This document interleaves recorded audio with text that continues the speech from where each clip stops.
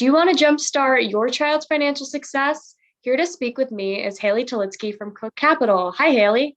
Hey, Hannah. So you talk about three main options you can choose from when it comes to setting up plans for children. And I see that you first mentioned 529 plans. What makes these plans different from a regular savings account?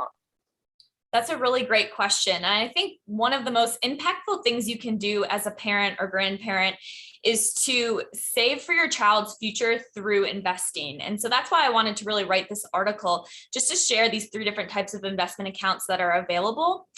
And this is just because the child is young, so they really have time on their side to allow compounding interest to do its job for them. And so a 529 plan is a really great plan that you can use, but it's primarily used for educational expenses. So it can be used for future college costs, but it also can be used for secondary or vocational school. And also you can use up to $10,000 per year for K through 12 schooling as well. So if a child goes to like a private school, that could be a great option that you want to consider. So what counts as a qualified expense for this type of account? Really great question.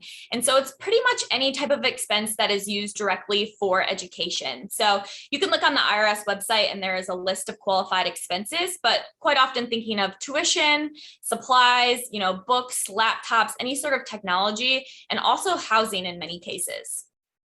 And does this impact FAFSA eligibility as well? Yeah, so the 529 plan retains ownership by either the parent or grandparent or whoever is the owner. So the child's always listed as the beneficiary on the account. So it does affect FAFSA a little bit in the fact that it's a parent asset, but not as much as you would think because it's not a child's asset on the FAFSA. And then lastly, what happens if not all the funds are used in this account?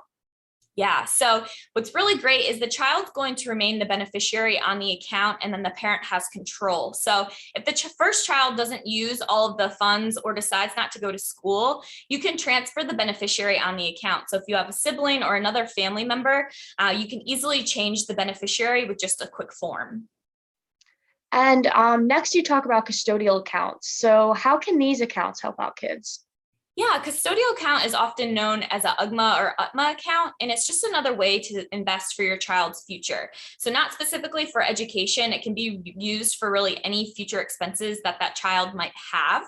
Something that's really important to know with a custodial account is that once the child reaches age of majority in your state, typically 18 or age 25 or 21, kind of depends, that child's going to gain ownership of that account. So once that child reaches age 18 or 21 or 26, 25, depending on your state, they get total control of that account. So if you set up this account to help them, let's say for a down payment on a house once they reach adulthood, but that child decides that once they're an adult that they want to go travel the world and blow all of the money in that account, you have no control over that. So you really want to keep that in mind if you're going to use a custodial account.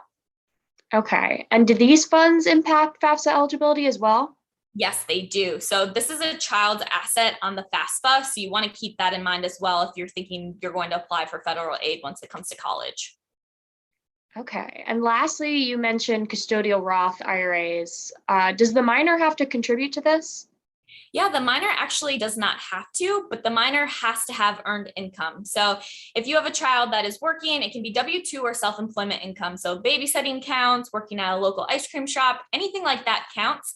And you or the child can contribute up to either $6,000 or the amount of earned income that they have if it's less than $6,000. So we see a lot of parents say to their child, hey, if you make $3,000 this summer at this job, we'll actually contribute $3,000 towards, your future or your retirement in your custodial Roth IRA. Great. And is there anything else you'd like to add about, jumpstarting your child's financial success? Yeah, when it comes to investing, always keep in mind it's okay to start small. So if you pick an account and you want to just start with, like $50 a month, that's much better than nothing. You'd be surprised with compounding interest, the difference that can make on your child's future. And if you're confused or don't know what type of account to open for your child, talk to a financial advisor. That's what we're here for, to help you make those decisions. Great. Well, thanks, Haley. Once again, Haley Tolitsky from Cook Capital. Thanks for having me.